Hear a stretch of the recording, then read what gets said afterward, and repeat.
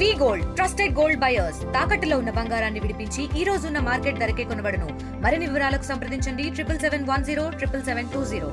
విజయనగరం జిల్లా శృంగవరపుకోట మండలం పుణ్యగిరి పంచాయతీ పరిధిలో ఉన్నటువంటి రేగ పుణ్యగిరి గ్రామస్తులు తీవ్ర అవస్థలు పడుతున్న పరిస్థితి కనిపిస్తూ ఉంటాయి. ఒకవేళ ఆ కొండపైకి వెళ్ళాలంటే దిగడం కష్టము, దిగారంటే మళ్ళీ ఎక్కడం కష్టం. అటువంటి ఎన్నో ఇబ్బందులు ఎదుర్కొన్నటువంటి గిరిజనులు అయితే మనతో పాటు ఉన్నారు. ఈరోజు చూసుకుంటే కూటమి ప్రభుత్వం ఏర్పడడంతో ఒక పక్క రోడ్లు కూడా శాంక్షన్ చేసినటువంటి పరిస్థితి కనిపిస్తుంది. సుమారుగా చూసుకుంటే 3.5 కిలోమీటర్ల వరకు కూడా సుమారుగా 4 కోట్ల పైన వ్యయంతో ఒకవైపు రోడ్లు కూడా శాంక్షన్ చేసినటువంటి పరిస్థితి కనిపించింది. దానికి సంబంధించిన కార్యాచరణ మొదలు పెట్టినప్పటికీ కూడా ఇప్పటికీ కూడా ఇబ్బందులు అయితే ఎదుర్కొంటున్నాం అంటూ కూడా చెప్పుకోసం నేపథ్యం కూడా కనిపిస్తూ ఉంది. ఇదే క్రమంలో మనతో పాటు ఆ రేగపుణుగురికి వెళ్ళే మార్గం మధ్యలో అయితే మనతో పాటు ఉన్నారు. చెప్పండి, ప్రధానంగా చూసుకుంటే ఎటువంటి ఇబ్బందులు ఎదుర్కొంటున్నారు ఏంటి? ప్రతిరోజు కూడా మీకు వెళ్ళాలంటే సాహసంగా వెళ్ళినటువంటి పరిస్థితి కనిపిస్తుంటుంది. మధ్యలో ఉన్నటువంటి జంతువులు రావచ్చు, మీకు ఈ మధ్యలో ఎక్కువగా కోతులు కూడా దాడులు చేస్తూ ఉంటాయి. ఎలా అనిపిస్తుంది అంతా? అంటే రేగపుణిగిరి గ్రామం ఎస్కోట పంచాయతీ శృంగవరపుకోట విజయనగరం డిస్ట్రిక్ట్. మేము మా ముత్తతాతల నుంచి 1968 సంవత్సరం నుంచి అదే కష్టాలు అదే బాధలతో పడుతున్నాము. ఇప్పుడు దాకా కూడానే డోలి మోతలు తప్పలేదు. అదేవిధంగా ఇప్పుడు గర్భిణీ స్త్రీలు కానీ అనారోగ్యంతో బాధపడుతున్న వాళ్ళు కూడా చాలామంది ఇంచుమించు ఆ డోలి మోతల్లోనే చనిపోయిన వాళ్ళు కూడా వ్యక్తులు కూడా ఉన్నారు. అదేవిధంగా ఇప్పుడు వంతల సుధాకరరావు, శ్రీధర్ లక్ష్మి, శ్రీధరి సన్యాసి అలాగే మధ్యదారిలోనే చనిపోయారు. ఇంకా గర్భిణీ స్త్రీలు వస్తే పాంగి సీతమ్మ అలాగే మధ్యదారిలోనే ప్రసవంత అయింది. శ్రీధరి వసంత మధ్యదారిలో ప్రసవంత అయింది. వంతల దేవి అదే విధంగా ప్రసవంత అయింది. అలాంటి బాధలు అంటే పోవాలనేసి మేము గవర్నమెంట్ కూటమి ప్రభుత్వం కూడా ఎన్నిసార్లు వినిపించినా కూడానే మా గిరిజనులు కానీ అనేసి చెప్పడమే తప్ప కానీ మాకు ఏ సదుపాయం ఇప్పుడు దాకా కల్పించలేదు. అందువలన మేము గిరిజనులు కోరేదంటే డిప్యూటీ సీఎం పవన్ కళ్యాణ్ గారు ఏమన్నారంటే, గిరిజనులు అయితే ట్రైబుల్ అయితే నా ప్రాణము కూడా అర్పించుకుంటాను కానీ గిరిజనులకి ఎటువంటి ఇబ్బంది కలగకుండా నేను చూసుకుంటాను అంటున్నారు. కానీ అది మాట వాస్తవమే చెప్తున్నారు తప్ప ఇప్పుడు దాకా రోడ్డు అయితే నత్తనడగానే సాగుతుంది. అందువలనే మేము ఈ కూటమి ప్రభుత్వం అడుగుతున్నది ఏంటంటే, మాకు నిక్కర్స్ రోడ్డు వేసి ఇవ్వండి. నత్తనడక పనులు అవుతే మాకు పనులు జరగవు. లేకపోతే పుక్లోరిన అయితే ఒకటే పెట్టారు కాబట్టి ఒక 3-4 పెడితే మాకు వేగంగా అవుతుంది. ఈ గవర్నమెంట్ ఉన్నప్పుడే మాకు సాధ్యం అవుతుందేమో అని అనుకుంటున్నాం. కానీ అవుతుందా అది కూడా 2 విధాలుగా మేము ఆలోచించుకుంటున్నాం. దేనికంటే ఇప్పుడు కొండ ప్రాంతంలో ఉన్న గిరిజనులంతా మొత్తం ఈ డోలీ కష్టాలు తీరక చాలామంది కూడా అనారోగ్యం పాలైపోయి మా పిల్లలకి స్కూల్కి పంపించడానికి కూడా అసలు మాకు ఊర్లోనే స్కూల్ లేకపోవడం వలన కిందకి వచ్చి చదువుకునేటానికి అసలు మైండ్ కూడా ఫిక్స్ అవ్వట్లేదు. దానివల్లనే ఈ కూటమి ప్రభుత్వంకి మేము అడిగేది ఏమంటే, ఈ స్కూల్ మాకు లేకపోవడం వలన కష్టసుఖాలకి ఇబ్బందులు పడుతున్నాం. కాబట్టి ఈ రోడ్డు మట్టుకు కంపల్సరిగా మీరు వేగవంతంగా చేయాలనేసి, మార్గి రోడ్లాగా చేస్తే మటుకు మళ్ళీ కొట్టుకుని పోద్ది అనేసి మేము అదే వినిపించుకుంటున్నాం. పవన్ కళ్యాణ్ దృష్టికి కూడా ఈ వీడియో ద్వారా తెలియపరుస్తున్నాం. మీరు చెప్పండి, రోజు కాలేజీ నుంచి వెళ్ళి వచ్చేవాళ్ళు పోయేవాళ్ళు ఏ విధంగా ఇబ్బందులు ఎదుర్కొన్నారు ఏంటి? కాలేజీకి అయితే మేము చదువుకోలేదు సార్. అంటే రోడ్ లేక వల్ల మేము చదువుకోవడానికి ఏం అవ్వలేదు, మానేసాం. ఇప్పుడు ప్రజెంట్ అయితే చదువుకోవడానికి ఏం అవ్వట్లేదు. ఉన్న పిల్లలకైనా చదువుకోవడానికి అవకాశం ఏమైనా ఉంటుంది. రోడ్డు వస్తే ఎటువంటి ఇబ్బందులు ఏమో ఉండవని మేము కోరుకుంటున్నాం. ఆ రోడ్ అయితే ఏదైతే చెయ్యాలనుకుంటున్నారో అది మాకు పూర్తి చేసిస్తే బాగుంటుంది. రేపు పొద్దున మేము ఎలాగే చదువుకోలేదు, మా తర్వాత ఉన్న చిన్న పిల్లలైనా చదువుకునే అవకాశాలుగా మంచిగా ఉంటుందని మేము కోరుకుంటున్నాం.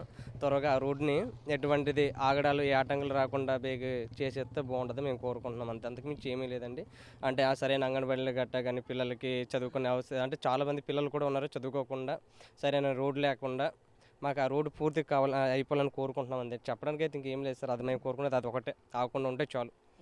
మీరు చెప్పండి, రోజు డోలీ మోతలతో చాలా ఇబ్బందులు ఎదుర్కొనే వాళ్ళు. ఒకవైపు కూటమి ప్రభుత్వం వచ్చిన తర్వాత ఈ రోజు రోడ్డు శాంక్షన్ చేసింది. ఒకవైపు అయితే ఆయన చెప్తూ ఉన్నారు, ఏదైతే మారికి రోడ్డు అయితే గతంలో చూసాం, మళ్ళీ మారికి రోడ్డు యథావిధిగా మళ్ళీ మొదటి స్థానానికే వచ్చింది. అటువంటి రోడ్లు మళ్ళీ వేయకుండా కొత్త రోడ్లు వేయమని ఆయన కోరుతూ ఉన్నారు. మీకేం కావాలి, ఎలా ఉండాలి ఏంటి దాంట్లో? అంటే మాకైతే ఇప్పుడు రోడ్డు అంటే మాకు మంచిగా ఉండాలి. కాకపోతే గవర్నమెంట్ దృష్టి పెట్టి అదే పని చేయించాలి. ఏదో విధంగా ఇది మంచిగా మాకు రోడ్డు సదుపాయం ఉంటే మాలో కష్టాలు ఉన్నవి పోతాయండి. రోడ్డు లేక ఇప్పుడు ఎన్నో సమస్యల నుంచి అప్పుడు తరముల పితరుల నుంచి అక్కడే ఉంటున్నారు, కానీ ఆ కష్టాలు మాకు ఇప్పుడు దాకా అది సాల్వ్ అవ్వలేదు. ఎందుకంటే డోలు మూటల ద్వారా చనిపోతున్నారు, మధ్యదారులో చనిపోతున్నారు. ఏదైనా మేము పండించే వస్తువు కానీ ఏదైనా కానీ మనం మోసుకొని రావాలి. మోసుకొని రావాలంటే మేము ఎంతో కష్టం నుంచి మోసుకొని వస్తాం సార్. దానికి కూడా గిట్టుబాటు ధర కూడా లేదు. దానివల్ల రోడ్డు వస్తే మాకు ఏదో ఒకటి ఆ రోడ్డు తరఫున మేము ఏదైనా ఇప్పుడు సమస్యలు తీరుతాయని. అలాగే పిల్లల చదువులు అయితే ఇప్పుడు రోడ్డు లేకపోవడం వల్ల అప్పుడు మా తరములు ఎవరు చదువుకోలేదండి.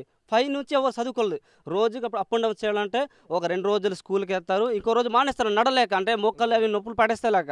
కాకపోతే ఇప్పుడు అయినా మా తరముల పిల్లలు పుట్టబోయే వాళ్ళు ఇప్పుడు ఉన్నారు కాబట్టి వాళ్ళు కంపల్సరీగా చదువు అవసరం. అంటే వాళ్ళకి రోడ్డు ఉంటేనే వాళ్ళ భవిష్యత్తు బాగుంటుంది, వాళ్ళ సదుపాయం బాగుంటుంది. ఇప్పుడు చదువు లేక ఇప్పుడు అందరూ ఉన్నాం, కాకపోతే మేము పనులు కానీ దేనికైతే ఏదో ఒకటి ఉంటేనే మాకే దాని జీవసాయం మేము గడిపిస్తున్నాం.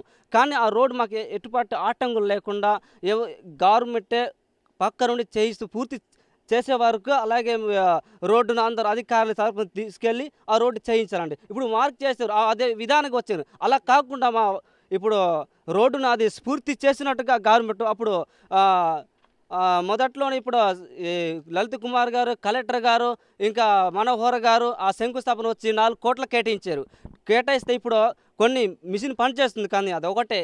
ఇప్పుడు వెంటనే అదే చేసిన కొలది మనకి రోలింగ్ పెడితే అది వర్షం పడిన ఏమవుతుంది సార్. అది లేకపోవడం వల్ల వర్షం పడిన ఎంత చేసినా కొట్టుకెళ్ళిపోతుంది, దాని ప్రయోజనం ఏం లేదు సార్. ఆ రోలింగ్ పెడితేనే అది మడితేనే అది గట్టిగా ఉంటుంది, వర్షానికి ఏది తీసుకెళ్ళదు. కానీ అది పెట్టకుండా ముందు అలా లాక్కుని వెళ్ళిపోయారు, మొత్తం లాగేసింది ఈ పరిస్థితి కూడా. ఇప్పుడు మొదటి కూడా లాగేసింది, అప్పుడు తర్వాత పైన చేశారు, పైన కూడా మొత్తం లాగేసింది. అది దానికి ఆ దృష్టి లేదు వాళ్ళకి. ఇది లాగేసింది, రోలింగ్ పెడితేనే మొత్తం ఇది పనులు జరుగుతాయి సార్. మళ్ళీ పనులు వేగంగా చేయాలండి సార్. ఎందుకంటే ఇప్పుడు వర్షం వల్ల వచ్చిందనుకో మళ్ళీ పూర్తి ఇప్పుడు వర్షం వచ్చిందనుకో మళ్ళీ పోతుంది సార్. ఆ పూర్తి చేసినా చేయకపోయినా ఒకటే కదా సార్. దానివల్ల పూర్తి చేసినట్టుగా రోలింగ్ బండి పెడితేనే వర్షం పడినా ఏమవుతుంది సార్. దానివల్ల మట్టి జారిపోతుందండి. జారిపోవడం వలన రోడ్డు మనకి ఎలా ఒక గుంతలు అవుతుంది. ఇప్పుడు మనం ఏదైనా తీసుకొచ్చినా కూడా ఇబ్బంది అయిపోతుంది. ఆ రోజు అయితే నేను ఆర్టికల్ తీసుకు పడిపోయాను సార్.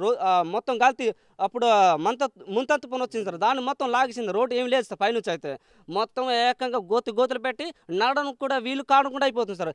ఏదైనా అమ్ముదామని ఏదైనా తీసుకొని బరువు తీద్దామంటే భయం సార్. ఎందుకంటే మనం పడిపోతాం కనుక ఆ రాళ్ళు అన్నీ మొత్తం పైకి తేలిసాయి సార్. దానివల్ల మాకు అక్కడ ఎంతో ఇబ్బంది అయిపోతుంది సార్. ఇప్పుడు జ్వరాలు వచ్చిన ఉన్నారు కూడా, వాళ్ళు కూడా చిన్న పిల్లలు కానీ ఎత్తుకొని తీసుకొస్తారు, డోలు కొని తీసుకొని వాళ్ళు కూడా ఇప్పుడు ఇబ్బంది అయిపోతుంది సార్.